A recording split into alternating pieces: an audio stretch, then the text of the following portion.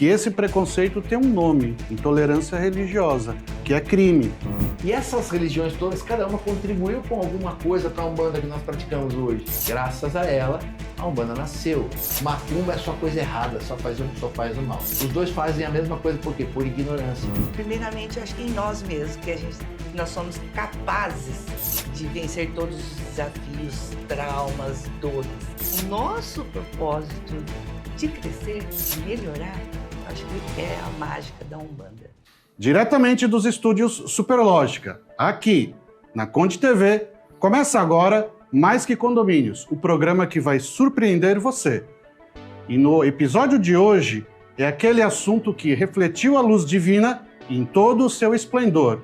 E os dois convidados são pessoas incríveis que refletem muita luz, muita paz e sabedoria. Mas aguenta aí um pouquinho, você vai conhecê-los daqui a pouco, depois da vinheta.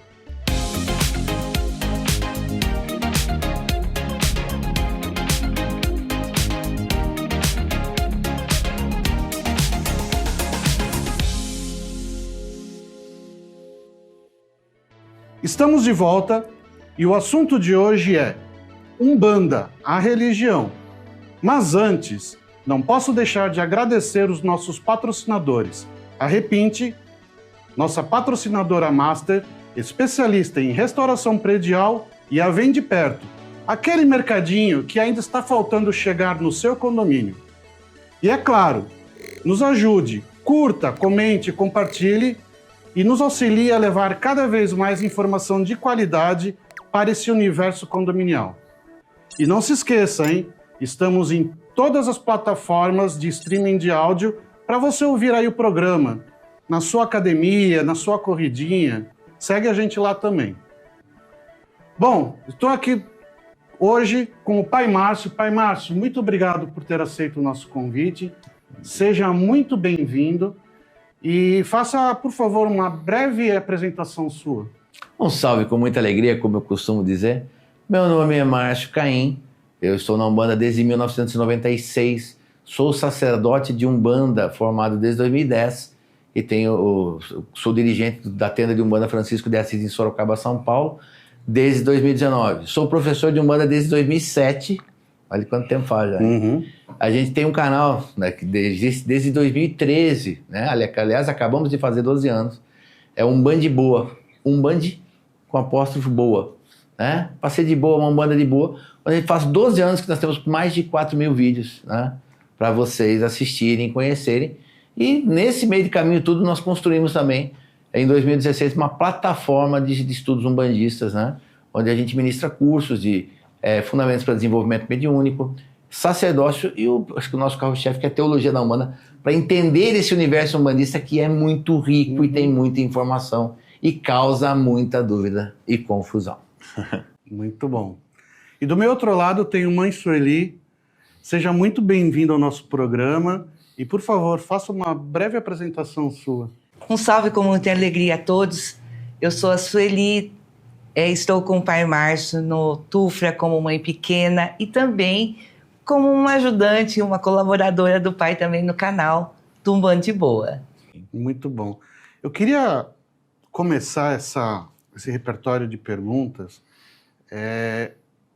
perguntando o seguinte: como surgiu a Umbanda? Como ela nasceu?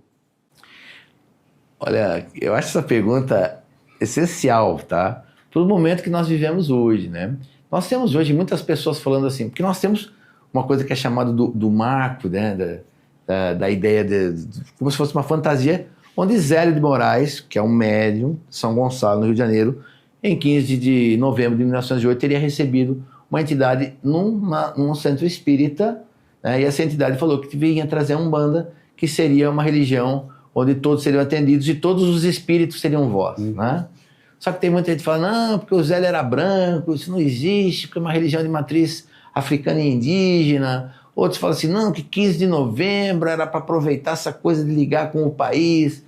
E fica muita coisa. E a verdade é uma só, a palavra Umbanda, ela existe no dialeto, né?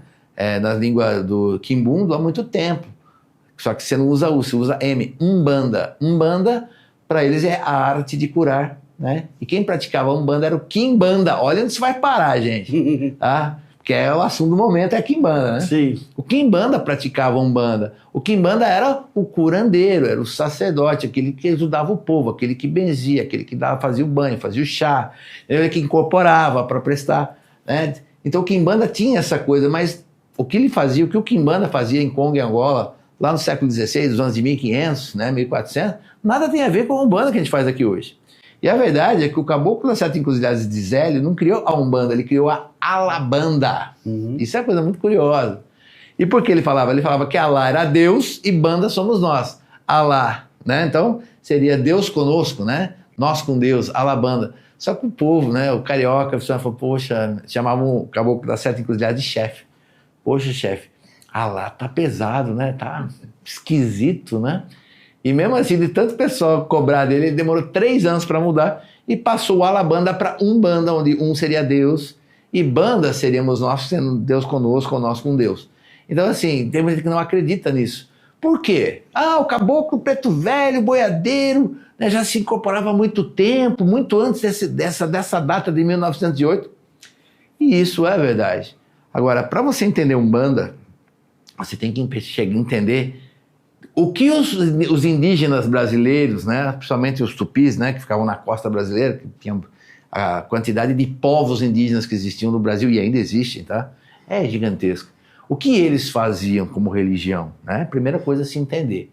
E o que os indígenas faziam é o que gerou o Catimbó-Jurema, né? Que é uma religião mais próxima da humana, tá? E aí você tem os escravizados que vieram de Congo e Angola, né? Que é os escravos bantus.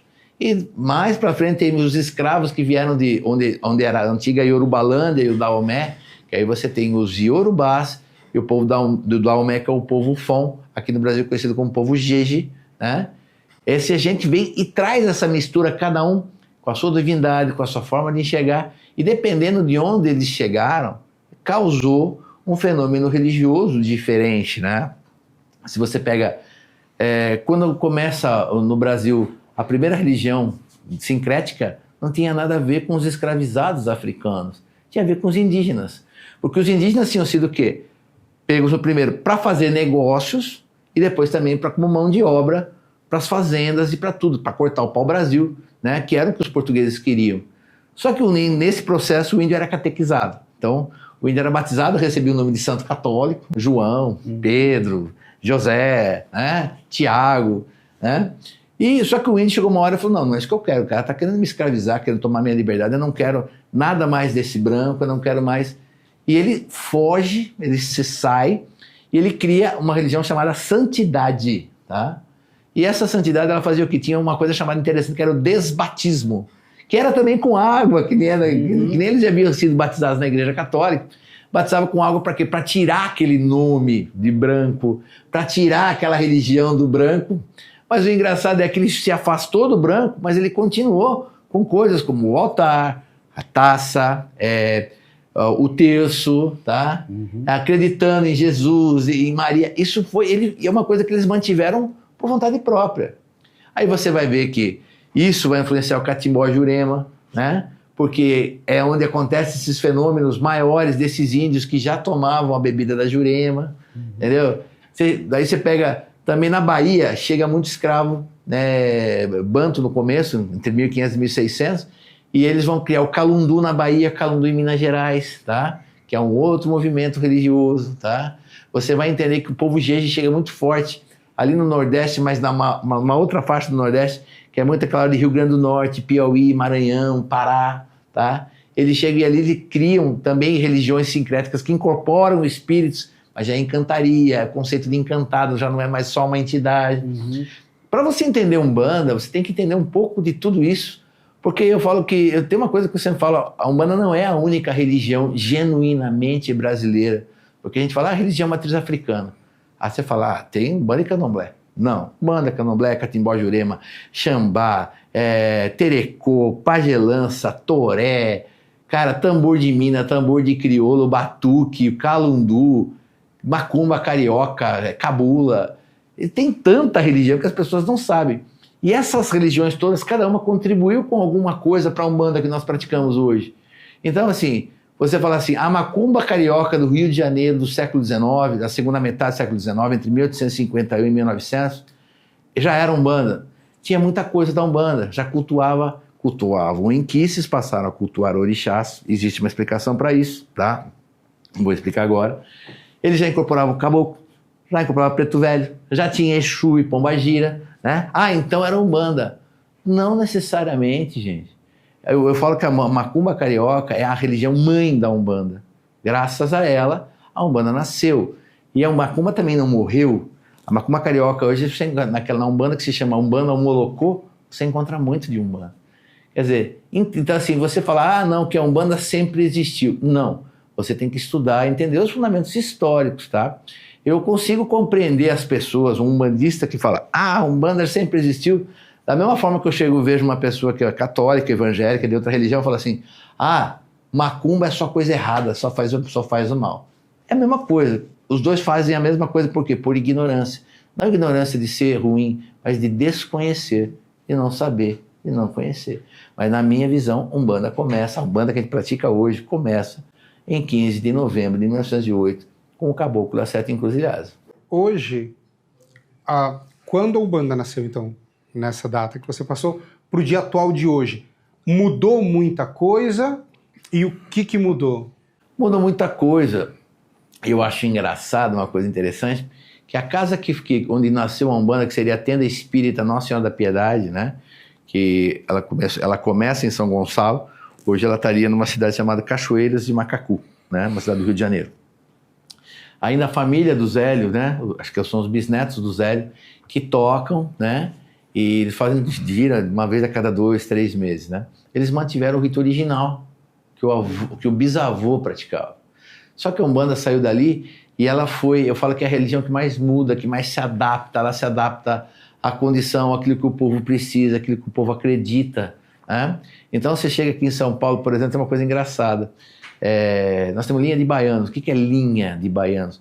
Espíritos nordestinos que incorporam, se manifestam para ajudar as pessoas. Seria o que a gente chama de linha de trabalho dos baianos. Então você vai na Bahia, não tem linha de baiano. Mas também lá não tem linha de paulista. Você fala, não tem lá, então tem que ter linha de paulista. A lógica, né? Não.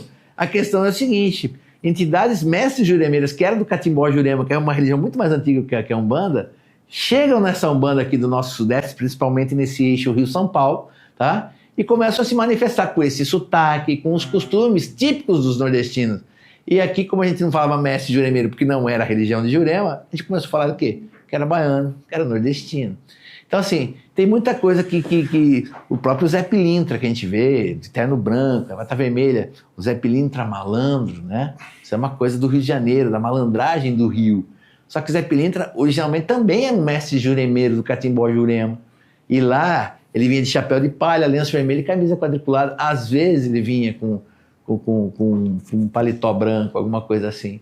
Então, assim, tem muita coisa que mudou, mas mudou-se forma de enxergar, linha de trabalho. Nós tivemos muitos pensadores, né? Autores que escreveram sobre a Umbanda, né? Muitos, seus trabalhos continuam aí até hoje. Outros, o tempo corroeu e consumiu, porque não perseveraram, tá? Mas muita gente escreveu sobre a Umbanda. Eu estudei muito disso daí, tive que estudar basicamente, acho que quase tudo, vai. Eu tive que ler, tive que estudar, tive que ter contato, tá? Para mim entender por que se faziam determinadas coisas. Por exemplo, você vai pegar livros de Umbanda da década de 50, por exemplo, onde você vê que o autor ele é claramente contra a mulher. Que a mulher não pode isso, que a mulher não pode aquilo, porque a mulher isso... Mas o que é? Você acha que tem a ver com a religião? Não, era o homem que estava escrevendo aquilo ali. Então você também, por isso que eu falo para as pessoas, ela fala assim, pai Márcio, me indica um livro. Eu falo, não indico, cara, não indico mesmo. Mas por que? Você já leu tanto? Você fala, exatamente, você ter o filtro correto, para você separar uma coisa da outra, para você entender, né, o que você quer, que é a história, tá? É muito difícil, as pessoas podem se perder nesse caminho. Então, hoje o que eu faço, por isso que eu gosto de criar, tem o canal no YouTube que nós temos hoje, a gente tem no mínimo 4 vídeos regulares, fora shorts, que deve ter mais uns 4, 5 por semana. Toda semana a gente grava, é totalmente gratuito, tá? Por quê? Para orientar, para desmistificar, para tirar dúvidas. As pessoas têm tanta dúvida. não dá para acreditar a quantidade de dúvidas que as pessoas têm. E outra coisa, eu acho que como a Umbanda mudou muito, e a Umbanda foi abraçando, né? A Umbanda, você vai chegar em terreiro que você não sabe se é centro espírita, se é um templo budista ou se é um terreiro de Umbanda. Cara, eu já entrei em terreiro assim. Você fala assim, respeito. Por quê? Porque como a Umbanda não tem um livro central, né? Uma codificação, então a gente tem uma frase na Umbanda que a gente fala que o terreiro tem a cara do pai de santo, tem a cara da mãe de santo, do sacerdote ou da sacerdotisa. Que ele imprime no seu terreiro aquilo que ele acredita, não só pelo que Cristo viveu de Umbanda, mas pelo que ele viveu de tudo, né? Que nem a tenda que eu trabalho, a qual eu sou dirigente, é tenda de Umbanda Francisco de Assis. Por que é Francisco de Assis? Eu não vou entrar nos méritos aqui, mas eu era católico, eu era muito franciscano, eu falava que Francisco era meu pai, hoje eu sou filho de Xangô com Iemanjá, mas eu falo que o primeiro pai que eu tive na minha coroa não foi nem Xangô nem Iemanjá, foi Francisco, entendeu? Sempre fui muito franciscano. Então, assim, engraçado que não era uma coisa da família, era uma coisa minha, tá? De gostar, estudei muito sobre Francisco de Assis, inclusive. Tive a oportunidade de ir até Assis, conhecer a Basílica e tudo, um negócio muito louco. Aliás, a revelação para abrir o terreiro, eu tive lá. Foi lá? Foi lá. É tudo muito louco. Mas, assim, a Umbanda, ela foi trazendo mais orixás, ela recebeu, algumas Umbandas têm mais carga de outras religiões de matriz africana, como o Candomblé e o Catimbó. Outras vão ter mais cara de um centro espírita, de um centro kardecista. Outras você vai ver que é uma coisa muito mais popular, onde tudo é possível. Outras tem uma cara mais oriental. Você vai encontrar... A Umbanda ela é muito plural. E o Caboclo da Sete Encruzilhadas já falava sobre isso, que é a entidade que fundou a religião. Ele falava assim, a Umbanda está mudando e ainda vai mudar muito. Existe isso daí. Ela sendo tão heterogênea, acaba tendo, então, vários tipos de preconceito. Porque quando uma coisa é homogênea, são aqueles preconceitos mais fixos. Como ela é totalmente ampla, você deve ter preconceitos totalmente diferentes de um centro do que de outro. Um que tenha mais uma cara por um lado, o outro é totalmente diferente, o preconceito é diferente. Mas tem alguns preconceitos que sempre existiram e estão mudando ou não? Então, né, vamos falar a verdade, mudando está, mas a passos muito lentos. Isso é certo, tá? Hoje, antigamente, vou falar, 40 anos atrás, você falou, sou da Umbanda, você era um demônio, entendeu? Ninguém falava. Hoje você já encontra, muita gente fala, não, sou umbandista, entendeu? Tanto que você vê no último censo do IBGE, que até isso a gente tem que estudar. Muita gente antigamente falava assim, eu sou espírita, para não falar, entendeu? E daí o que acontece? Como aumentou a liberdade, o cara passou. Inclusive o que acontece nesse último censo, que seria 2021, né, por causa da pandemia, se não me falha a memória, 22, acho. Diminuiu a quantidade de espíritas e aumentou o número de umbandistas. Por quê? Será que esse fenômeno realmente aconteceu? Não, é que aqueles que só falavam, aqueles umbandistas que se identificavam como espíritas, entendeu? Passaram a se auto-intitular umbandistas como são, efetivamente.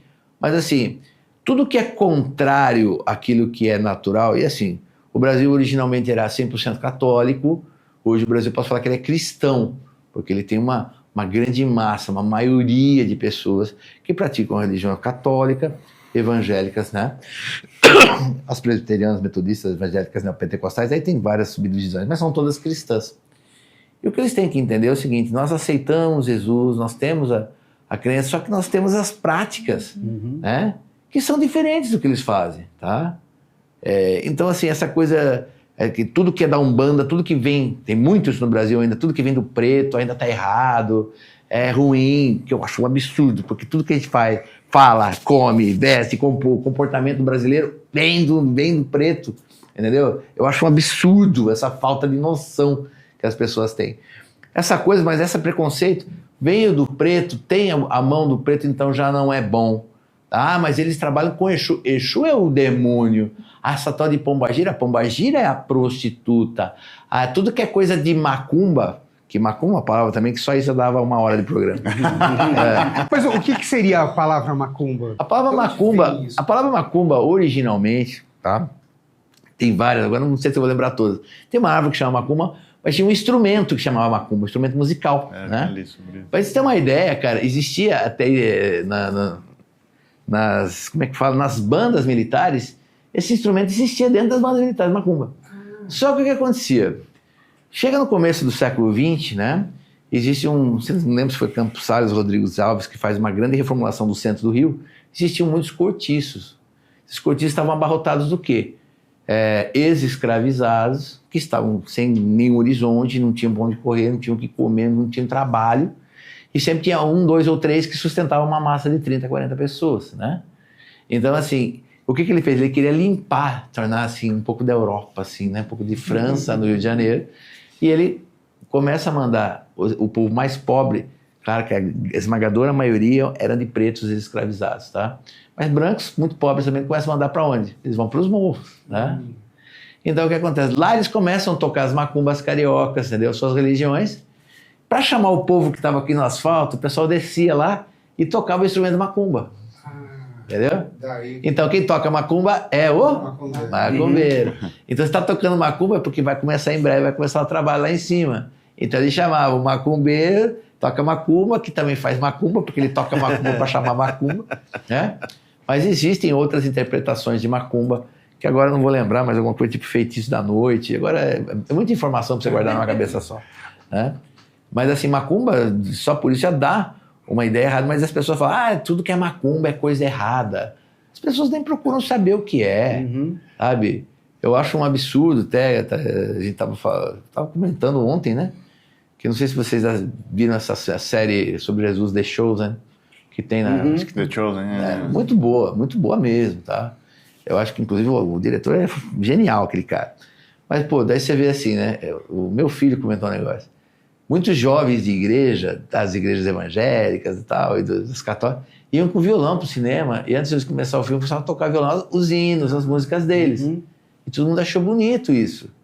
Vai nós da macumba, da Umbanda, com os nossos tambor e tocar alguma coisa. Nossa, que é horrível, porque é macumba, porque isso é absurdo, temos que acabar com isso. Porque a gente tem que lembrar que, infelizmente, o Brasil é um país muito conservador, né? Ele é muito conservador. Machista e preconceituoso. Deixa eu... Mas aí, assim, eu queria pegar esse gancho para deixar um recado para quem está assistindo, que esse preconceito tem um nome, intolerância religiosa, que é crime, tá? Todas as religiões, não importa qual, elas merecem respeito e espaço no nosso país. Então, antes de seguir com esse preconceito, pense a respeito disso. Eu queria fazer uma pergunta para vocês. Nosso público é muito diverso, a Umbanda não é tão conhecida no Brasil, né? Eu queria que vocês explicassem um pouco quais são os pilares da religião, o que a Umbanda prega, como é que funciona um culto umbandista, como é que funciona o dia a dia de um umbandista? Quer falar, Marjorie? O dia a dia do bandista. Do bandista eu não sei, mas do sacerdote... Vamos falar do crente, né? Do crente umbandista, não sei se é a palavra correta, mas do seguidor, como a gente fala filho de fé. Filho de fé, isso. Uma pessoa que quer se tornar umbandista, ele vai acreditar em quê? Isso. E vive sobre quais princípios? Exato, Eu acho que sim, o umbandista quer crer. Primeiramente, para mim, no meu caso, citar o meu caso como exemplo, eu acho que na liberdade. Porque eu acho que a Umbanda nos dá a liberdade de você crer, né? Primeiramente, eu acho que em nós mesmos, que nós somos capazes de vencer todos os desafios, traumas, dores, juntamente com as forças, com a axé dos orixás e dos guias, né, que nos acompanham. Então, o ensinamento que os guias nos trazem, mais o axé do orixá, e mais a nossa vontade, o nosso propósito de crescer, de melhorar, eu acho que é a mágica da Umbanda. O que são orixás? Orixás são frações de energias, né, de Deus. Assim como a força do vento, né, a força do mar, o mar, os rios, correspondem a cada orixá. E não propriamente assim, uma coisa que a gente tem que entender é que não é o rio, mas é o axé, a força, né? A energia que esses domínios, esses pontos de força nos dão. Ou seja, pelo que eu pude compreender, a Umbanda acredita muito em energia, que tudo é energia, certo? Tudo é energia. O nosso corpo físico é energia. A natureza é energia. E não é aquela coisa só de vibrar energia. Isso aqui é energia mesmo. Tudo é baseado em energia. Mas a religião da Umbanda em si trabalha também com essas vibrações, com essa frequência. Sim. A energia da natureza, né, que é os orixás, só para complementar, seriam... são frações do poder. A gente pode entender. Pega o poder integral de Deus, inteiro. Divide em faixas. Um pedacinho dessa faixa vai ser Ogum, outro pedaço vai ser Iemanjá, outro pedaço vai ser Xangô, e assim por diante. Dá para entender desse jeito. Tem gente que prefere assimilar isso pensando que são espíritos de altíssima evolução espiritual que ajudam a conduzir a vida na Terra. Às vezes fica mais fácil, tá? E eles estão ligados à natureza. E Iemanjá está ligado ao mar, né? E também está ligado a todas as relações sociais, à família. Assim como o Ogum está ligado às estradas, aos caminhos, né? E está ligado também a essa coisa da guerra, né? E o Xangô é justiça, é sabedoria, né? É realeza, nobreza. Também está ligado com as pedreiras, né? Tem sempre uma, né? Como o Iansã está ligado aos ventos e às tempestades, né? Mas está ligado a essa coisa da liberdade, da independência. Então, cada orixá, ele não é Deus, porque mesmo entre os africanos existiu Deus único. Entre os nigerianos era Olorum ou Olodumare, tá? Eles podiam chamar assim. Entre os bantus era Zambi, tá? E tem outras, mas os mais conhecidos são esses, né? Eles já entendiam que existia um Deus que criou tudo. Então os orixás não são Deus, tá? Nem para eles era. Assim, tem gente que fala assim, fica acreditando nesses deuses. Ué, eu acho que você pega... o católico acredita em santo, né? O evangélico, até mesmo o judeu, acredita em anjo. Entendeu? Pô, eu não posso acreditar no... Então, assim, é porque é preconceito mesmo. Então, deixa eu fazer uma pergunta apimentada. Vamos lá.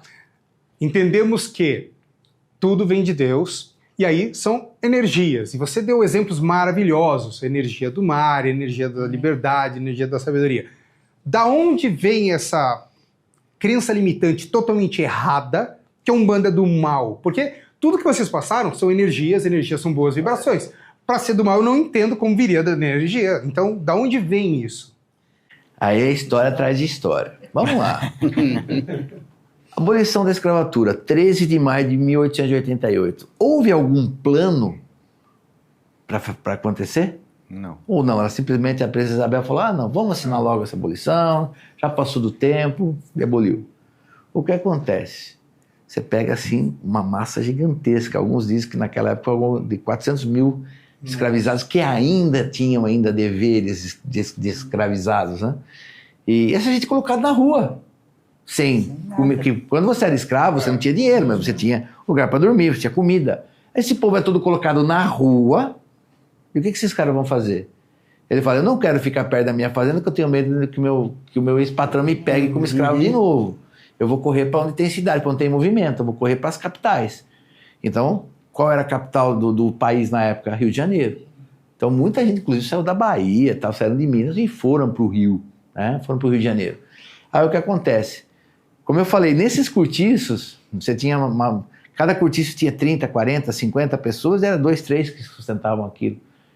Porque o preto, mesmo para conseguir um emprego igual ao do branco, ele ganhava 1/3 do valor. É um absurdo.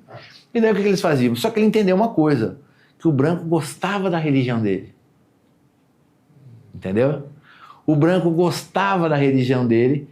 E o que acontece? O branco, eles começam a atrair o branco, e o branco começa a procurar também, somente as pessoas da aristocracia, os ricos, e pagavam por trabalhos. E com isso eles ajudavam a sustentar toda aquela pessoa. Isso é muito legal, eu acho que foi fantástico, porque os pretos fizeram o que tinha que ser feito, porque eles precisavam sobreviver. Tá certo. O problema é que chegou uma hora que eles perderam a mão. Não todos, mas alguns lugares de religião africana perderam a mão. Você pega no Rio de Janeiro todo, você devia ter acho que uns 30% de gente que fazia bonitinho isso ali. E tem gente que abusava inclusive abuso físico de pessoas, cobrava dinheiro absurdo por trabalhos que não eram feitos, né? E aí começa já existia um preconceito que já vinha do preto. Quando eles perdem a mão, por isso que você tem o País de Santo, ficaram extremamente ricos. Isso a gente sabe também. tá? Mas eles sustentavam. Tanto que o candomblé antigamente, por que falava roça e comunidade, né? Porque o Pai de Santo sustentava todo mundo comia da roça. Todo mundo plantava, todo mundo vivia, todo mundo comia, tudo que o Pai de Santo fazia ajudava a sustentar todo mundo. Então, por isso que era mais os pobres, e principalmente os pretos, ex-escravizados. Então tem toda uma história, é difícil colocar aqui em poucos momentos, mas daí o que aconteceu? Quando as coisas se perdem, já era a coisa de preto. Coisa de preto não pode ser boa, porque o preconceito ditava desse jeito, a intolerância ditava dessa forma. Daí quando eles perdem a mão, alguns perdem a mão, né, cobrando e abusando, tinha que ser coisa de preto, tinha que ser coisa de macumba, entendeu? E aí isso só aumentou. E mesmo hoje em dia, gente, eu não posso fechar os olhos, não posso ser hipócrita, tá? Você vai, todo terreiro de Umbanda que você vai, porque o terreiro de Umbanda hoje, olha assim, só para vocês saberem, o terreiro de Umbanda, a Umbanda que eu pratico, nós não sacrificamos animais, não fazemos o mal, não cobramos por absolutamente nada. Significa que todo terreiro que você for vai ser desse jeito? É claro que não, gente. Tem terreiro que vai cobrar por trabalho, tem gente que quer fazer o mal, quer fazer o bem desde que você pague, tem gente que até faz o bem, mas precisa sacrificar um animal pelo menos um por ano. Eu não concordo, mas tem gente que faz, tem gente boa, inclusive, tá? Gente boa. Agora, tem gente que perdeu a caixa preta e quer sacrificar um animal todo trabalho. Depois... Então tem de tudo. Só que o que acontece? Como é que eu me defendo nessa hora? Bom, primeiro, que eu não posso falar pelos outros, posso falar por mim. Sim. Isso é certo. A segunda coisa é, gente, a Igreja Católica tem sacerdote ruim, a Igreja Evangélica tem pastor que faz bobagem, que também toma dinheiro das pessoas. Eu não vou entrar, todas as religiões têm seus defeitos, porque todas as religiões são boas, o que é ruim são nós, os humanos, os seres humanos, né? Nós é que corrompemos tudo, né? E assim, mas os ensinamentos que a Umbanda me trouxe, me tornou uma pessoa muito melhor, mais feliz, tá? Não é, Su? Essa coisa da liberdade que a Su falou é legal, porque as pessoas pensam que Umbanda é pilim-pim-pim, é varinha do Harry Potter, resolveu tudo. Não, porque nós temos os orixás que são energias, temos os guias, que aí são os caboclos, que seriam os índios, os pretos velhos, os boiadeiros, os exus, eles pegam essas energias para moldar alguma coisa em seu auxílio, ou para remover o mal, ou para abrir os seus caminhos.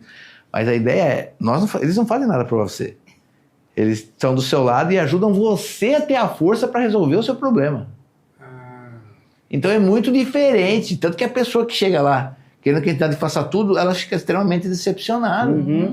Porque a entidade até ajuda. Está muito ruim, ela limpa, equilibra a pessoa, tá? Olha, vou dar só um apoio para você começar. Mas tem que se firmar, você tem que se mudar a forma de pensar, você tem que mudar a postura, você tem que se transformar. As entidades cobram disso da gente o tempo todo, tá?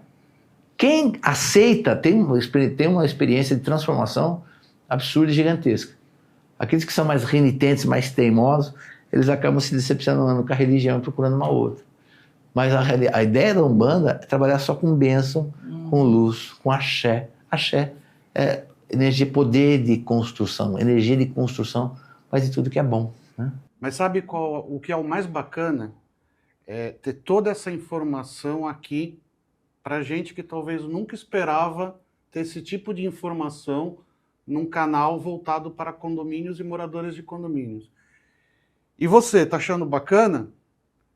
Então já pega a sua pipoca e o guaraná no mercadinho da Vende Perto que tem no seu condomínio. Não tem ainda no seu condomínio? Então assista agora o vídeo e em seguida mande uma mensagem para o seu síndico e peça para que ele procure alguém da Vende Perto e traga essa comodidade para vocês.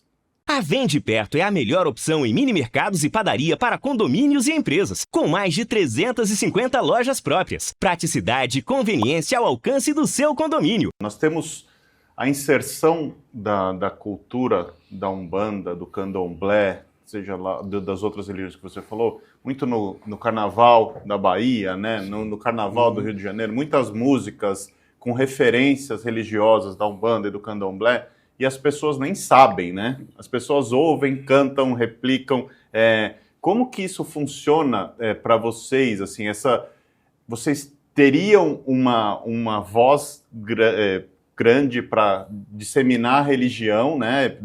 Disseminar os preceitos e tal. Isso é perdido porque eu mesmo ouvia música baiana e eu não entendia as referências que eles faziam. O carnaval mesmo o carioca, o paulista tem muita referência, isso é perdido. Vocês não pensam de uma forma de usar isso para divulgar melhor e para trazer essa religião mais próxima da população? Eu acho que é o trabalho que o pai faz, né? Uhum. Sem dúvida. Para mim, não tem outro. Exato.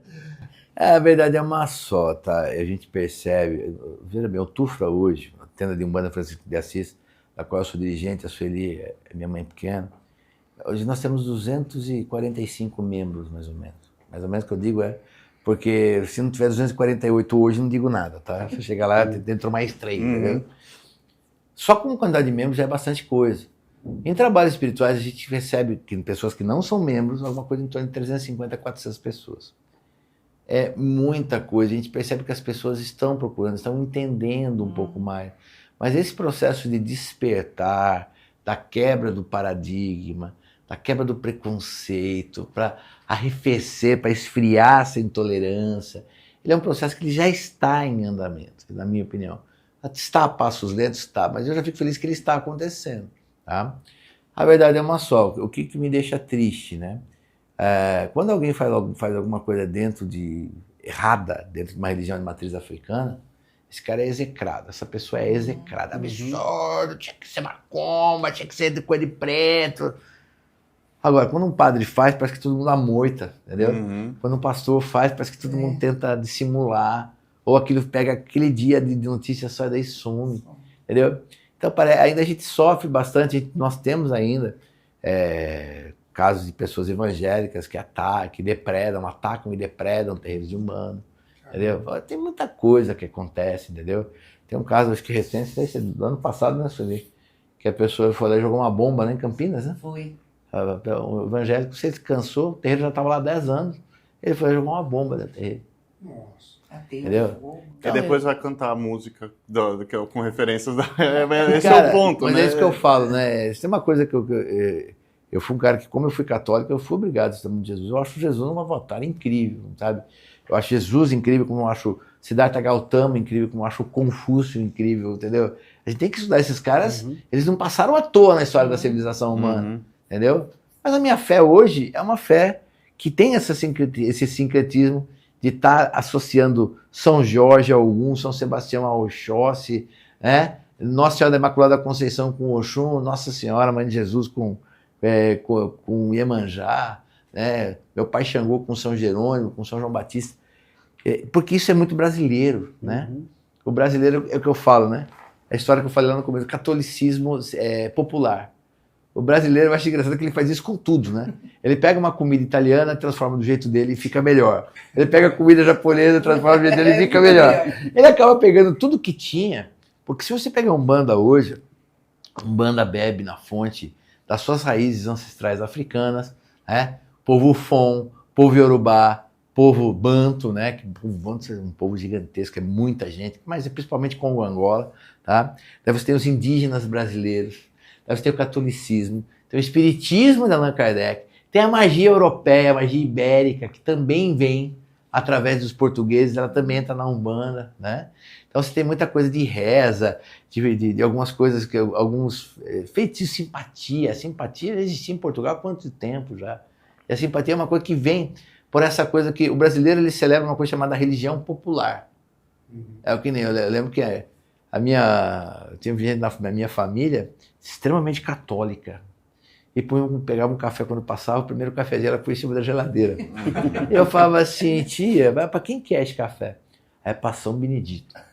Mas São Benedito nunca tomou café, cara. É o preto velho que toma café, entendeu? É umas coisas que você fica e fala, nossa, que louco, coisa louca, né? Ou senão começava aquela coisa, aquele vento formando aquela tempestade, a pessoa ia com uma faca, com um machado na mão, fazendo cruz assim, Santa Bárbara Cortes, isso é coisa de Ançã, cara, entendeu? Então vai misturando tudo, cara, é uma loucura. O brasileiro faz isso. Eu acho que o que eu mais amo na Umbanda, além de ser uma religião dessa liberdade que a Sueli tanto colocou muito bem, eu acho que essa coisa de... É um tempero muito brasileiro, é uma coisa muito nossa. Que nem eu falo, essa coisa de a gente colocar ketchup na pizza de frango catupiry, entendeu? Isso é coisa de gente louca. Os caras de fora de ver isso, mas esses caras são loucos, velho, estão estragando a comida. Mas o cara faz, o brasileiro faz. E a gente consegue conviver bem, como a gente consegue viver com o povo preto brasileiro, mas com os africanos, os espanhóis, os japoneses que aqui chegaram, alemães que aqui chegaram.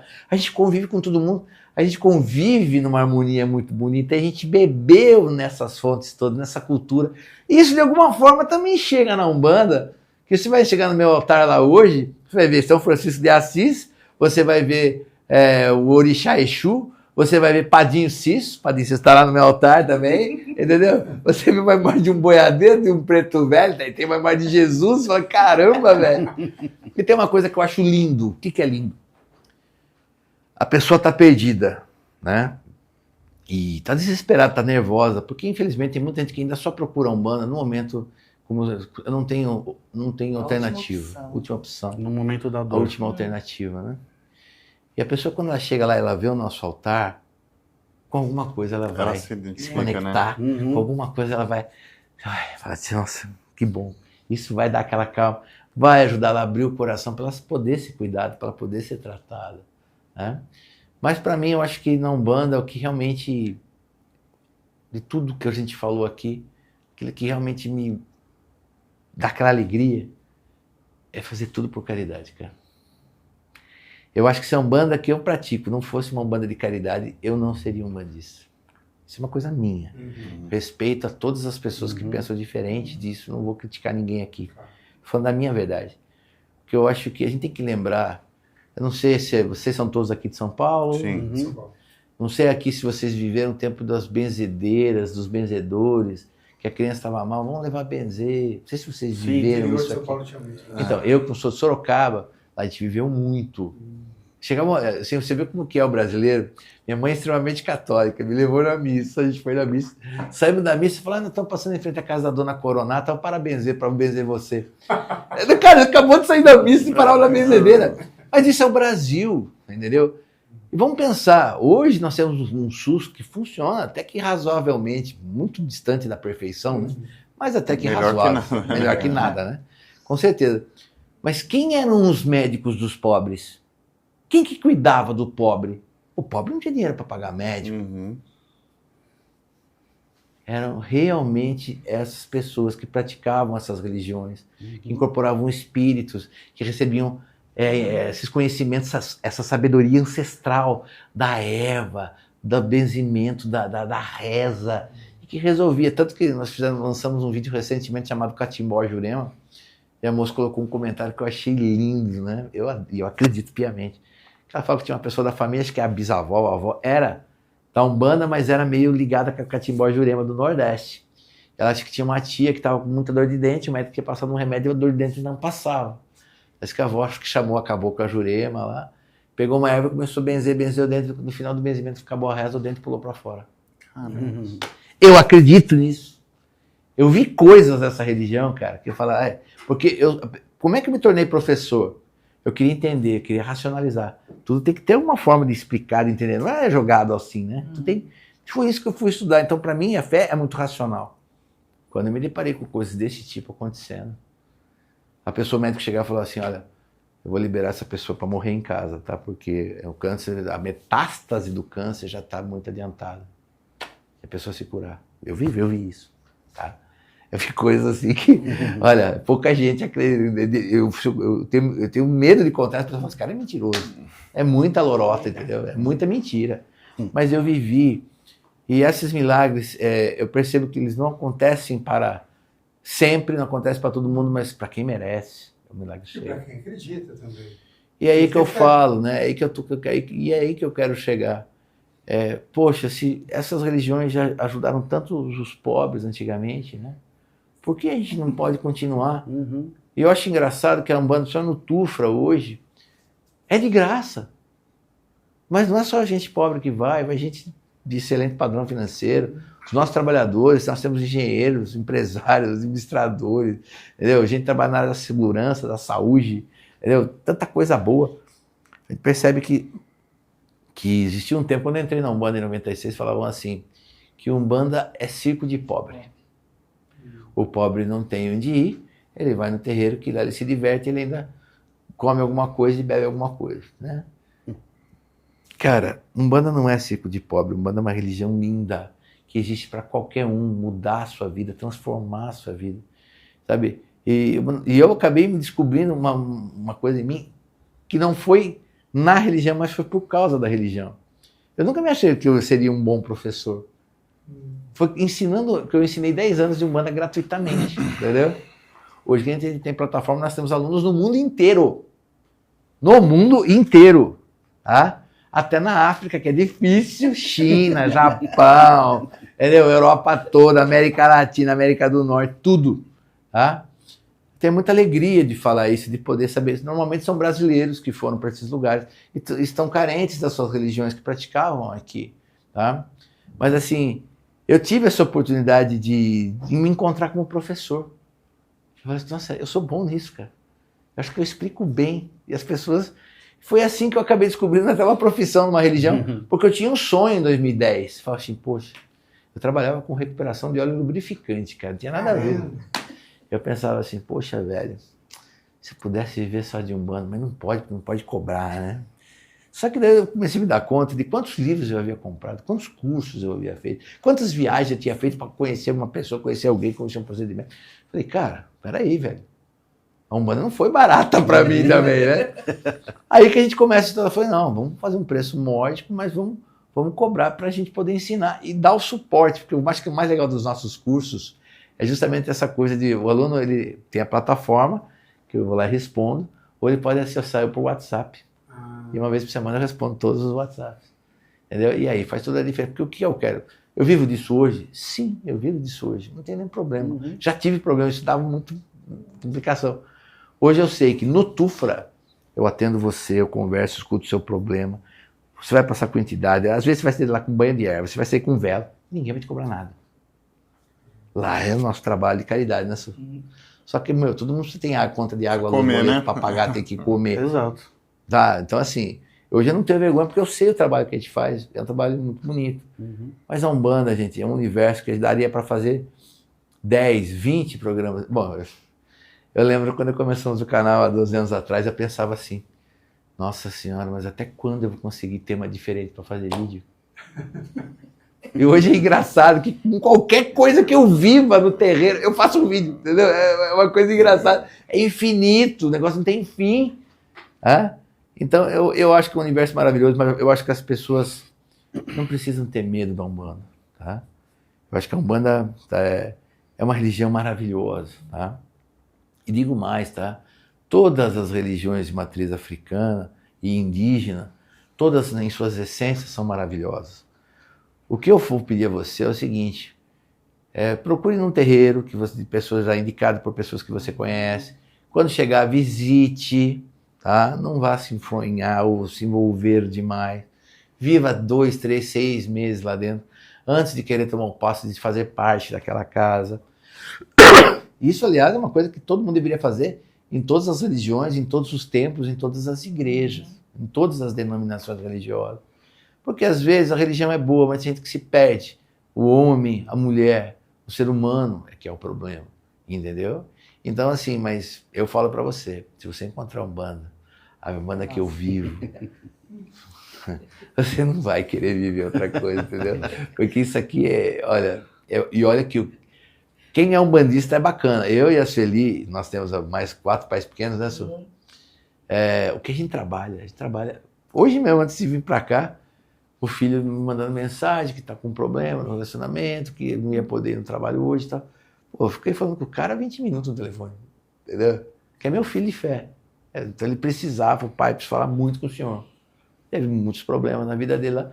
E a gente está orientando. Eu acho que essa coisa de você ser sacerdote de Umbanda para fazer direito, para você acolher, para cuidar das pessoas. Não é só para você falar que eu tenho um filho de fé. Eu cuido, filho que eu cuido, que me preocupo, que eu quero saber como é que ele está. Se ele vem me trazer um problema, enquanto ele não fica bem, eu não sossego. Eu acho que isso tem uma parte que é a Umbanda, tem uma parte que é um pouco nossa de querer fazer o melhor pelas pessoas, mudar a vida das pessoas. Saber que, nem que seja quando você vê aquela pessoa que venceu, você fala assim, Olha, não sei se foi só com um grãozinho de areia, mas eu ajudei lá.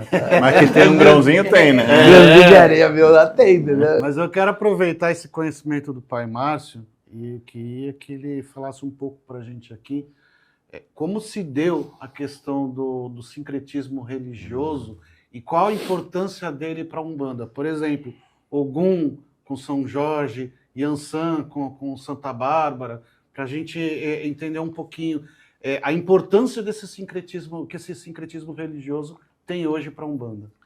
Bom, vamos lá. Nós vivemos um tempo hoje onde as pessoas querem limar o sincretismo religioso da Umbanda. Não precisamos mais dessa religião católica e cristã que foi enfiada à força no nosso povo. Olha, gente, não dá para negar que de uma forma ou de outra o povo preto, em muitos momentos, ele foi obrigado a professar uma religião que ele não era, em muitos lugares, né? Mas nós temos que lembrar que em alguns lugares houve a necessidade. Uma coisa que eu não falei para vocês é, onde é que acontece a maior quantidade de sincretismo religioso? Porque é muito pouco tempo para falar disso. Mas os orixás começam a ficar evidentes no Brasil no século XIX. Antes não existia orixá no Brasil. Era uma coisa muito pequena. Antes era inquice. Inquice do povo banto, do povo de Congo e Angola. Aí sim, cultuava-se muito inquice, Lemba, Kaviungo, Dandalunda. Né? Aí sim, cultuava-se isso. Mas a gente não vê sincretismo de inquice com santo católico. Por que então que a gente só vê o sincretismo, né? Não vou falar que não existia. Existiu sim. Essa relação sincretismo de inquice em santo católico, mas é uma coisa que hoje a gente não tem informação. Mas os orixás ficaram evidentes. Claro que os orixás chegaram no século XIX, né? A religião do candomblé de Queto, ela se institui no século XIX, né? Só que quando Dom Pedro faz o primeiro Código Penal, lá estava falando que, o Império era católico e todas as outras coisas que não fossem catolicismo seriam consideradas crendices ou charlatanismo, lembrei. Charlatanismo. E a pena era muito pesada. Então, os primeiros candomblés de Queto, eles colocavam santos católicos no lugar das imagens dos orixás. Por quê? Vai saber o que passa. E a gente sabe que o povo preto é muito perseguido. Então, esse foi o momento mais forte do sincretismo no Brasil. Não é que ele não aconteceu. Aconteceu em todo o período. Né? Mas hoje a gente tem que lembrar, gente, que nós tivemos... A escravidão, gente, foi uma coisa horrível em qualquer momento, não importa como. Tá? Não estou querendo passar pano, não. A escravidão foi um negócio ridículo. E o país é o último país decente, né, a abolir a escravatura na história do mundo. E nunca nenhum país na história do mundo teve tanto escravizado quanto o Brasil. Olha que coisa ridícula. Mas assim, nós temos que lembrar que tinham fazendeiros, senhores de engenho, senhores de fazenda, que eles permitiam que o preto fizesse a sua religião lá, na senzala. E senzala, não sei, quando eu era pequeno, eu achava que senzala era um lugar, né? Que é onde os pretos ficavam amarrados, aprisionados, né? Mas como é que pode viver? Na realidade, não. A senzala é uma palavra banto do quimbundo que significa comunidade, né? Olha que loucura, as pessoas não sabem. O que é a senzala? É onde ficavam as casas bem mal feitas, onde o povo preto vivia, o povo preto escravizado vivia, era a senzala, né? E ficava distante da casa grande. Então, tinha muitos senhores que ele permitia que os pretos tivessem suas manifestações religiosas, até mesmo que dava um pouquinho de cachaça para eles, entendeu? Deixava ele tocava seus tambores, que eles faziam de forma muito rudimentar. Por quê? Se eles tivessem um mínimo de felicidade, seria um escravizado que não daria problema para o seu senhor. Ele ia render no trabalho, ele não ia querer fugir, entendeu? E então a fazenda seria mais próspera. Claro, tivemos muitos senhores de escravos horríveis, que levavam o escravo mesmo naquela história do chicote, do grilhão. A gente sabe que isso existiu também muito. Mas então a gente tem que entender que as religiões, o Brasil, diferente do português, né, que é o nosso colonizador, ele permitiu muita coisa. Agora, você vai no Rio de Janeiro, nos Estados Unidos hoje, para você encontrar a cultura escravizada preta ancestral, não existe. Você tem que ir para St. Louis, tá? Tem uma outra cidade que eu não estou lembrando agora, que é muito famosa. A área do Mississippi, ali você encontra bastante coisa. Entendeu? Mas é muito pouco perto da quantidade de escravos que passaram ali. Hoje, o povo preto americano, estadunidense, ele teve que construir uma nova identidade do preto, ele criou o dialeto, tudo no século XX. Ele criou um novo dialeto, estilo de roupa, da música. Ele teve que criar uma cultura do zero, porque a cultura ancestral se perdeu. Porque o colonizador inglês era muito pior do que o colono português. Ele matava, não queria saber, não quero isso e acabou. E o português, por mais horrível, que foi realmente horrível, ele tinha algum nível de tolerância que não existia. Por isso que as religiões, todas essas religiões que eu citei aqui de matriz africana, elas conseguiram prosperar no Brasil. E lá, as religiões que para lá foram levadas quase não existem mais. Cara, tem um universo. E daí o que acontece? É importante nós entendermos tudo isso, porque, como eu falei, Umbanda é uma grande mistura, ela bebe em muitas fontes. Eu acho que essa coisa do santo católico tá ali. Eu consegui olhar para Jesus, saber que aquele é Oxalá, olhar para São Jorge, saber que é Ogum, olhar para São Sebastião, saber que é Oxóssi, olhar para meu pai Xangô e ver a imagem de São Jerônimo. Para mim é lindo isso, tá? Porque quando a gente pensa assim, sincretismo religioso foi feito, eu acho que se ele não tivesse sido absorvido de bom coração pelos pretos escravizados antigamente, não teria durado até agora. O que não é bom não dura. E daí você fala, tem umas coisas que a gente vai, né? Se a gente pegar a mais famosa mãe de santo do Brasil, certamente foi a mãe menininha do Guantuá, tá? Foi lá do Candomblé da Bahia. Ela ia na missa todos os domingos. E daí perguntava para ela, mas a senhora não é mãe de santo? Eu sou. E o que você veio falar? Não, eu tenho minha religião lá, que eu tenho, mas eu também gosto de ir na igreja. E ela ficava brava, inclusive ela foi quem conseguiu convencer os padres a permitir que as pessoas do Candomblé fossem assistir a missa de branco, com as roupas tradicionais, entendeu? Então assim, por que ela fazia isso? Porque pai Agenor Miranda, que é um homem também que pouca gente conhece, mas tem uma importância incrível na história do Rio de Janeiro, né, na história do jogo de búzios, na história... Né, ele também é na missa, entendeu? Então são coisas... A gente tem que entender que você não tem que aceitar, não é o que é igreja, mas aquela herança para mostrar, passei por aqui. Sabe quando você é uma pessoa que viaja muito e ela tem uma lembrancinha de cada lugar? Sei lá, você foi lá para, foi para Buenos Aires, trouxe o casal dançando tango. Foi para Itália, trouxe uma torre de Pisa. Foi para França, trouxe... Então eu acho que isso mostra por onde a Umbanda passou, sabe? Eu acho que isso traz essa riqueza. A Umbanda tem. Você vai ver entidades que vão te abençoar do Pai, do Filho e do Espírito Santo, tá? Eu já vi entidade de Preto Velho. Reza comigo, filho, vamos fazer o Pai Nosso. Eu já vi isso dentro do terreiro.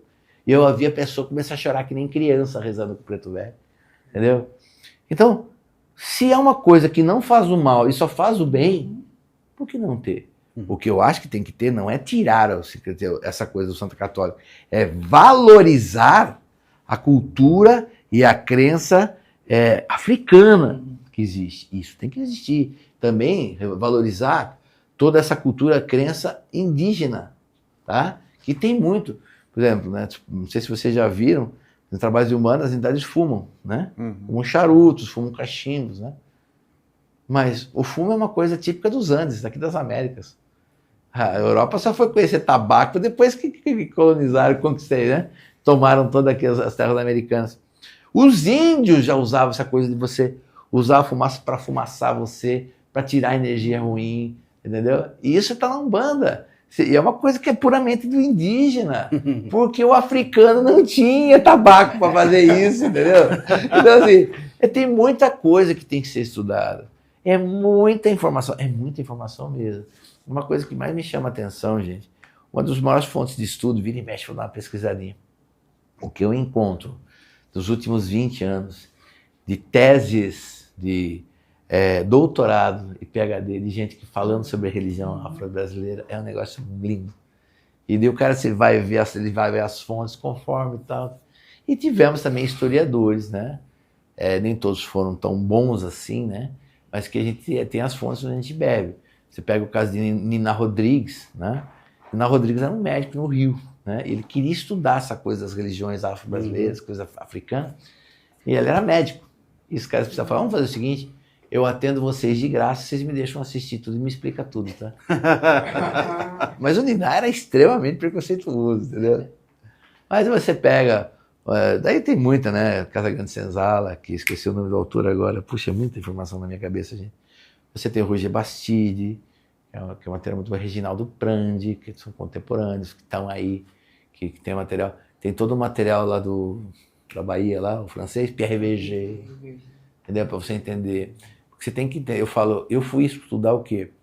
Eu fui estudar a religião Yorubá na raiz. Eu fui estudar a religião Banto na raiz. Eu fui estudar a religião do povo Fon, né, o povo do Daomé. Na raiz são os mais difíceis de encontrar, um material muito fechado. Tá? Mas e daí existe essa diáspora, né? Esse espalhamento, a força dos africanos para cá. Só que daí tudo é reinterpretado. Né? Que nem se você pegar Iemanjá para os Yorubás, é a Senhora das Águas. Se a rainha do mar virou do Brasil, entendeu? Tanto que existe lá o rio Iemonjá, né? Entendeu? Lá é rio de água doce, entendeu? Então tem muito. Cara, mas tem tanta coisa para você estudar. Eu falo para você, se eu estudar só sobre a cultura, história e religião africana e indígena brasileira, se eu estudar 20 páginas por dia até o final da minha vida, e eu vou demorar bastante para desencarnar, cara, eu não vou ter aprendido 1%, cara. É muita coisa. Sensacional. É muito legal. Sensacional. É muito legal. Meus queridos, infelizmente a gente está partindo para os minutos finais do programa, tá? Queria pedir para o senhor, Pai Márcio, para deixar uma mensagem final para quem está assistindo e aí os contatos para quem quiser procurar o Tufra, quiser fazer os seus cursos, né? Vamos lá. Fica à vontade. Bom, meu filho e minha filha, primeiro eu quero falar para você, se você não conhece a Umbanda, procura um terreiro de luz e vai viver a Umbanda que vale a pena. Se você já se decepcionou em algum terreiro, meu filho, o mundo não acabou não, tá?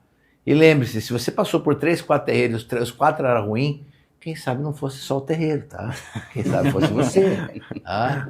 A gente fala, porque no Tufra, por mais que a gente queira fazer um trabalho de excelência, a gente sabe que a gente falha, que a gente erra, porque somos seres humanos, tá? Mas quem quiser conhecer o Tufra, nosso terreiro fica na cidade de Sorocaba, na rua Doutor Campos Sales 648, na Vila Assis.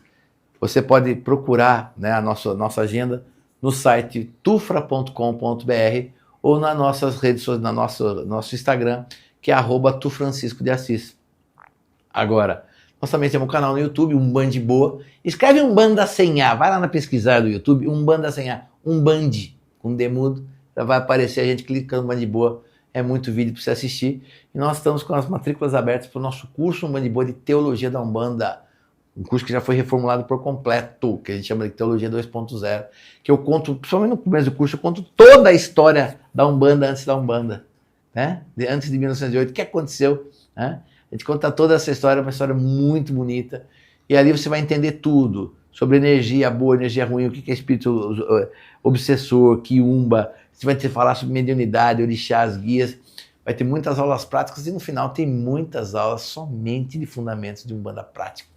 Olha, meus filhos, eu falo para você, é a 20ª turma, milhares de pessoas já se formaram, eu venho aqui pedir para você me dar a honra de ser o seu professor.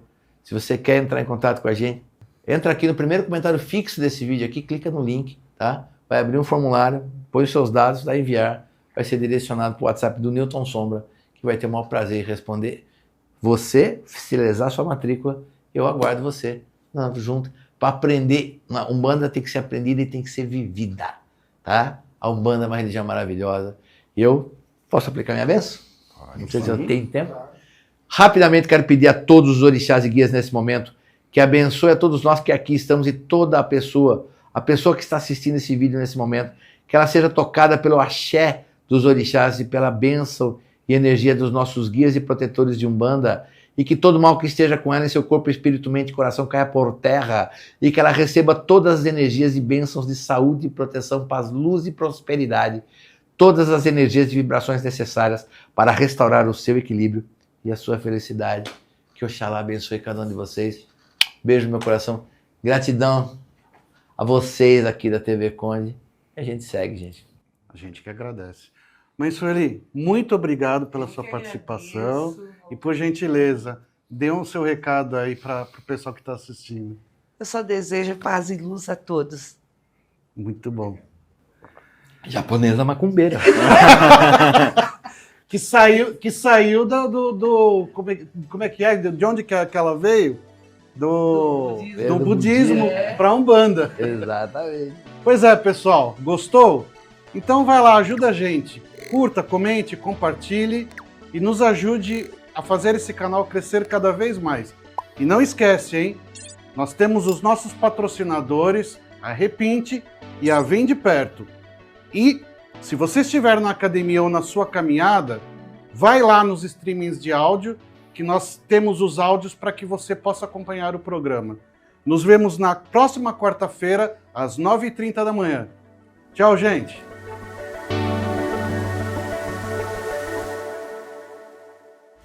Conde TV. Informação de qualidade e credibilidade é aqui.